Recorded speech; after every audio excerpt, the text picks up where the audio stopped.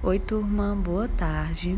Na nossa aula de ciências, a gente vai tratar ainda a respeito do capítulo 5, onde fala do sistema locomotor, que são os ossos e os músculos, mas a gente vai falar então a respeito dos músculos esqueléticos e os movimentos, do corpo.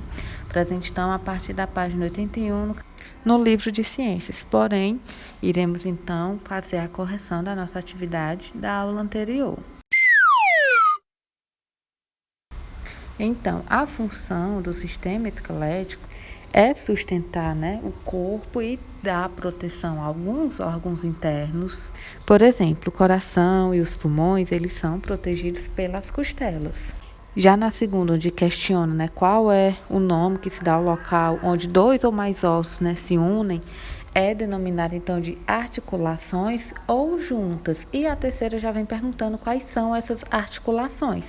Teremos as fixas, que estão entre os ossos do crânio, e as móveis, que a gente pode encontrar no joelho, no cotovelo. E por último, a quarta, onde os músculos lisos e o músculo cardíaco, eles realizam movimento involuntário, ou seja, você não pode controlar isso. Já o músculo esquelético é voluntário, faz movimento voluntário, porque você pode desencadear alguma atividade, como correr rápido ou devagar. Feito isso, a gente vai iniciar então a questão dos movimentos do corpo. Na aula passada, a gente tratou que os músculos, eles propiciam movimentos, mas afinal, como esses músculos movem os ossos?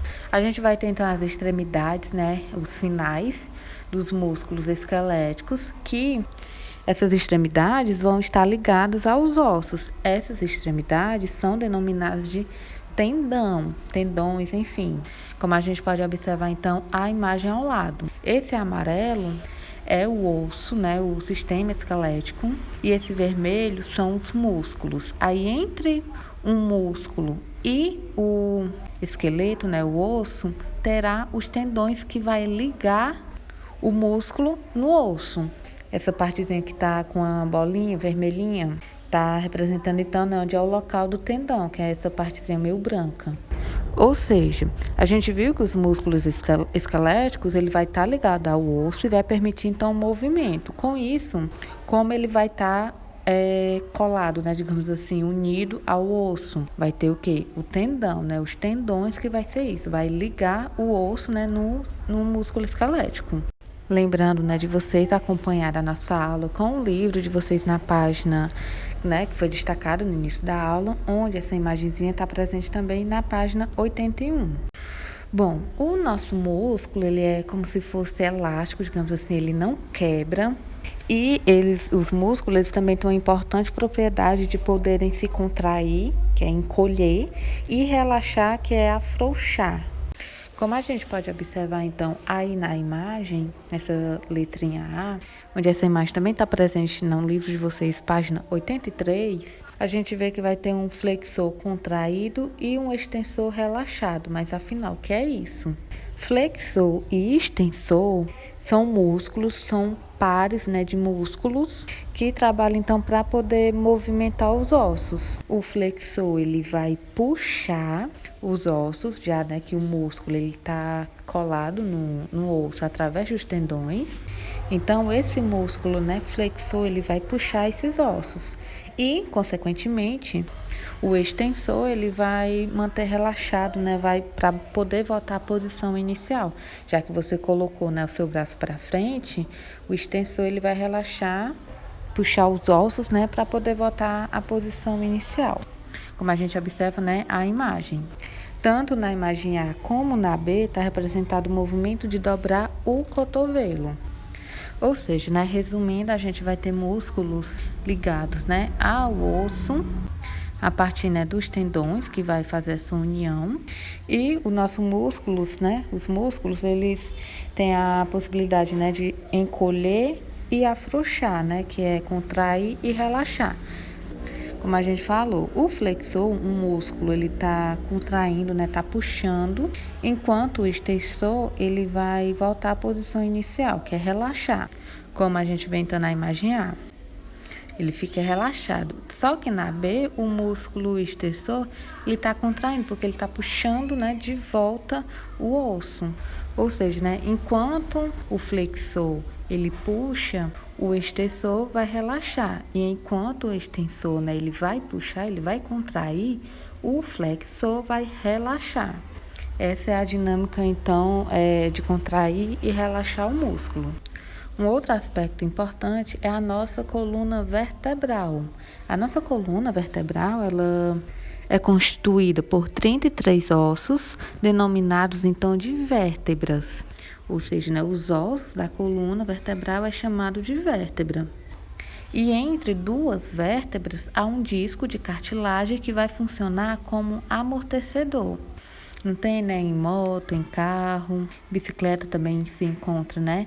Aquelas molinhas que funcionam como amortecedor para você, quando passar no buraco, não estragar tanto, né, o seu transporte. Pois bem, a cartilagem, esse disco, né, de cartilagem, vai funcionar como amortecedor entre duas vértebras na sua coluna vertebral. Mais à frente a gente vai ver uma imagem para vocês compreenderem bem. E em cada vértebra, que é os ossos, né, lá da coluna vertebral, ela vai se manter em sua posição por um conjunto de ligamento e músculos que irão permitir, então, realizar movimentos como movimentar a coluna para cima, para baixo. Enfim, resumindo para vocês não ficarem perdidos. A nossa coluna, né, vertebral, ela é constituída por 33 ossos. Esses ossos são chamados de vértebras. Aí entre duas vértebras, né, entre dois ossos da nossa coluna, vai haver um disco de cartilagem que vai funcionar como amortecedor. E cada vértebra vai se manter em sua posição através, né, de um conjunto de ligamentos e músculos. Bom, na imagem que agora a gente observando, que também está presente no livro de Ciências, página 85, veremos que a vértebra ela vai possuir um orifício central, né, um buraquinho, em todas, né, as vértebras, em todos os ossos. E ao longo, então, né, da coluna vertebral, esses orifícios, né, esse buraquinho, como funciona como um cano, que forma, né, uma espécie de tubo. Dentro desse tubo vai existir um feixe de nervos, que é denominado de medula espinhal. Ou seja, a gente observando aqui a imagem ao lado, na parte visão lateral, a gente vê que a partezinha azul é o disco de cartilagem, que vai ser aquele disco que vai amortecer e que está presente, né, entre duas vértebras, no meio, né, de duas vértebras.